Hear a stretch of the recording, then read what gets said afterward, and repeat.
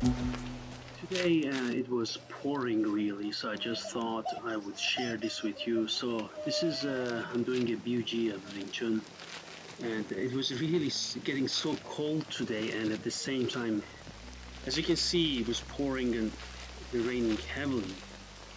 And doing BUG, I realize now that I did the form twice from the same side, which made it a bit challenging for me. But even I was soaked wet, even my shoes when I doing this training today.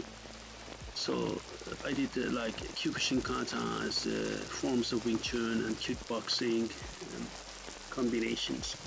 I just mentioned it to you. I would not stop, but anytime there is an intervention of the nature or natural elements, it makes it harder for me at least to concentrate and to remember my forms, my katas, and or my combinations of boxing and kickboxing. Just wanted to share this with you today. Thank you very much and see you soon.